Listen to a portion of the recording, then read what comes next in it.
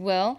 And that France has been under pressure to reduce its deficit, but it's been unclear if it would stick to the EU deadline. That's right. As you mentioned, France is under pressure to reduce its deficit to 3% of the GDP. Now, last year, that figure stood at 4.3%. And some economists wonder if France will be able to meet the target of 3% by 2015, which is a deadline that Brussels has extended to the country. Siobhan Silk looks at that challenge and whether they'll be able to make it. France's Finance Minister Michel Sapin has only just started in the job, but already the pressure's on, with the country's budget deficit running at 4.3% of GDP last year and predicted to come in at 3.7% this year. He has work ahead to bring it down to the Eurozone limit of 3% in 2015. The European Commission has already granted France 2 delays totaling 2 years.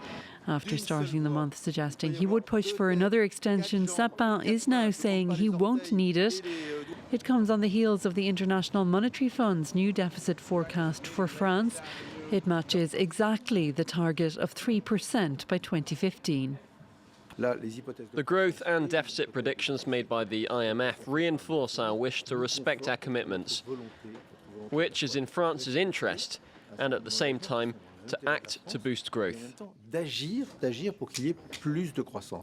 IMF's growth forecast for France is 1% for this year, slightly up from the January estimate of 0.9%.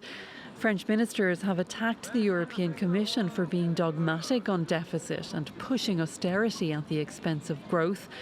Paris is committed to 50 billion euros in spending cuts as it works on slashing the deficit. Now, it should be said, this comes as the Prime Minister Manuel Valls will be meeting with business leaders and unions today. They're expected to discuss the responsibility pact aimed at lowering labor costs here in France in exchange for increasing jobs. Now, how are things shaping up on the markets there, William? Well, things in Asia today largely in the red. The Nikkei down about 2% to almost 2.5% on the back of a stronger yen. The currency rose to a 3-week high against the dollar. Asian trading suffering after Thursday's steep sell-off on Wall Street and disappointing economic figures out of China. Let's take a look now at other company news. Trois Suisse France is planning to cut 198 jobs. The French clothing and furniture retailer made the announcement as it plans to scrap its paper catalog. Instead, it will shift focus to developing its internet business. The group currently employs 409 people, but since 2008, the French division has lost about 300 million euros. IBM will acquire Silverpop. The Atlanta-based tech firm makes software that monitors customer behavior, such as commenting on a blog post or watching advertisements. Terms of the deal were not disclosed, but are reportedly in the ballpark of $270 million. And starting April 15th, Google Glass goes on limited sale for 24 hours in the United States. The internet-connected headset will cost $1,500 and has been lauded as a future of computing and hailed as a death of privacy. The device's most controversial feature is a small camera that can record video or snap photos. Google Glass is an example of tech firms exploring more and more with wearable technologies. Would you wear one of those, Will? I don't think I would. I'd have the impression that I'm wearing something from sort of futuristic sci-fi movie. It wouldn't work with me. Maybe we're a little bit too old, stuck in the past for that. We'll see.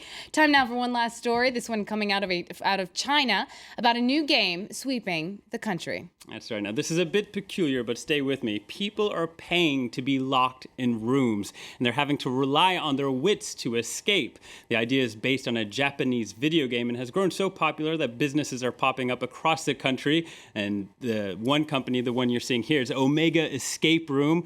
They have a staff of engineers that creates design settings with a different theme, from murder scenes to hospital rooms and even the supernatural.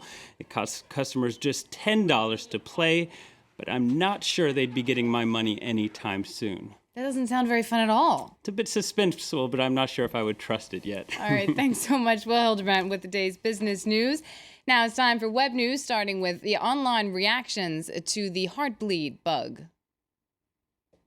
The Canadian Tax Authority has shut down public access to online services until further notice to protect taxpayers' personal information after a flaw in a widely used encryption method was exposed by security experts earlier this week. A flaw that impacts tens of thousands of web pages across the globe.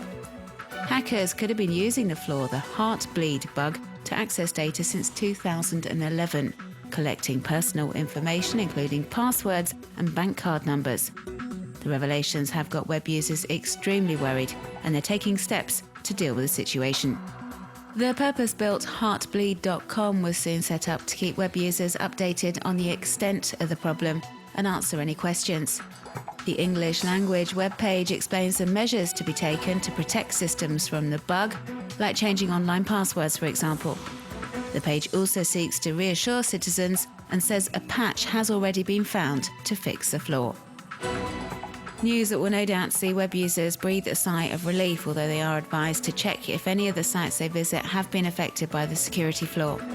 A number of platforms have been set up with this in mind. Web users just have to enter the name or address of a web page to find out if their personal data has been compromised by or is vulnerable to the Heartbleed bug.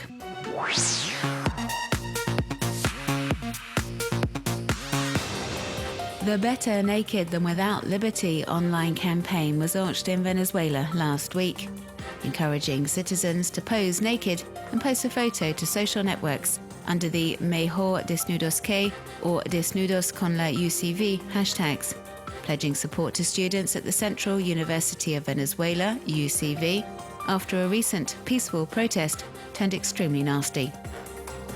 Government protesters were staging a demonstration on the university's main campus and student opposition bastion of Caracas on April the 3rd, when one protester was taken aside by government loyalists and forced to strip naked before being beaten. Social networkers have shared accounts of the attack, condemning the violence of the armed groups, which are backed by President Maduro. And in a show of solidarity with the victim of this attack, students from the University of the Andes have posed for a series of photos in the streets of Merida. They want to show the regime and its supporters that despite the repression and regular brutal crackdowns on anti-government demonstrators, they will not give up and will continue the protest movement, which began 2 months ago and has since spread across the country.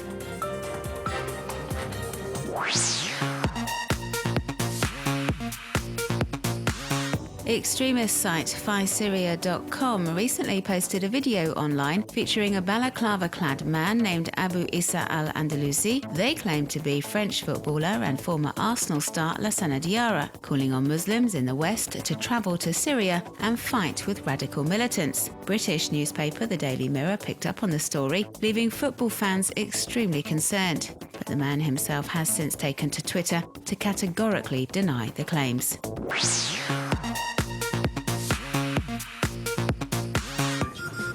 Korean mobile phone operator SK Telecom has created an orchestra using old phones and pagers as instruments.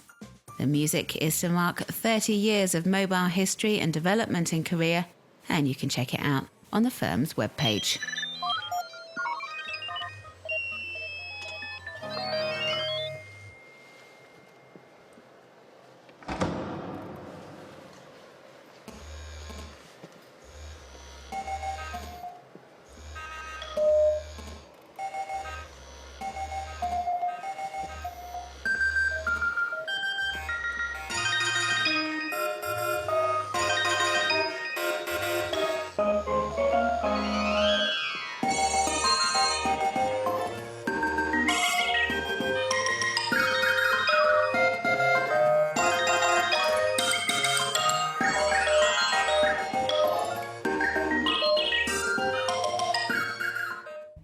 I like it. We'll be back after a short break, but coming up in focus, patching up sore relations with Mexico. François Hollande will be signing some 30 contracts there. Our reporters take a closer look at new ties with the French aeronautics industry. Stay with us.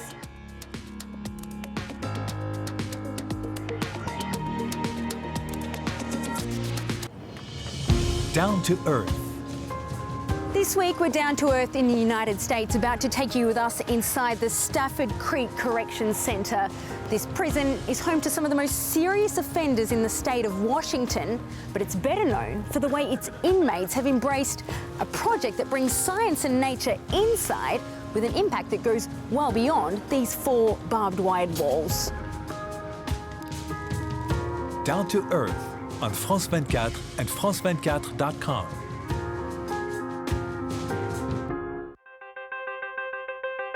Down to Earth, brought to you by the African Development Bank.